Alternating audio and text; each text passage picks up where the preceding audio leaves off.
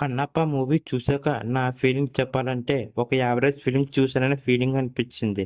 First half అనుకున్నంత గొప్పగా అయితే ఏమీ లేదు. అక్కడక్కడ కొన్ని ల్యాగ్ సీన్స్, బోర్ కొట్టించే సీన్స్ వల్ల చిరాకొస్తుంది. మూవీ మరి 3 అవర్స్ పెట్టడం వల్ల లాగని ఫీలింగ్ అనిపించింది. అదే 3 అవర్స్ కాకుండా 2 అవర్స్ 30 మినిట్స్ అయితే బాగున్ను. ఇంకా యాక్టర్స్ పర్ఫార్మెన్స్ గురించి చెప్పాలంటే, మంచు విష్ణు అన్న యాక్టింగ్ చాలా సర్ప్రైజ్ చేసింది. నిజంగా విష్ణు అన్న ఈ రేంజ్‌లో యాక్టింగ్ చేస్తాడని అస్సలు నేను అనుకోలేదు. క్లైమాక్స్‌లో అయితే చాలా చాలా బాగా చేశాడు. శివుడు, పార్వతీదేవి పాత్రల్లో కాజల్ గారు, అక్షయ్ కుమార్ గారు చాలా బాగా చేశారు.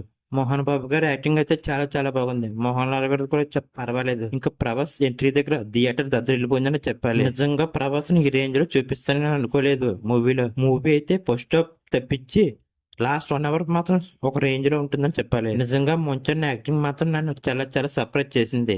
తన ప్రీవియస్ మూవీలో యాక్టింగ్‌కి, మూవీలో యాక్టింగ్ చాలా చాలా తేడా ఉంది. నిజంగా అప్పటికి ఇప్పటికి మంచు అన్న యాక్టింగ్ చాలా చాలా ఇంప్రూవ్ అయిందని చెప్పాలి. ఒక్క మాటలో చెప్పాలంటే మూవీ పర్వాలేదు. వన్ టైం వాచబుల్ చెప్పాలి. ఇంకా చెప్పాలంటే ప్రభాస్ డైలాగ్స్ మాత్రం ఒక రేంజ్‌లో ఉన్నాయి. మూవీ అయితే లాస్ట్ 1 అవర్ తప్పించి మూవీలో చెప్పుకోవడానికి పెద్దగా ఏమీ లేదు.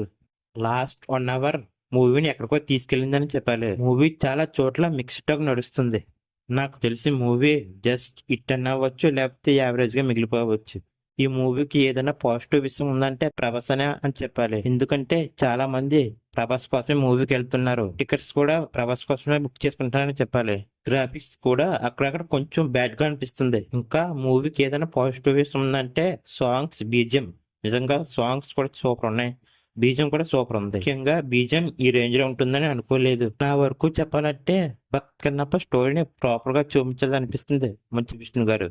చూడాలి ఇన్న డగ్గుల మధ్య ఈ భక్త్ కన్నప్ప మూవీ ఎలా హిట్ అవుతుందో లేదో అని.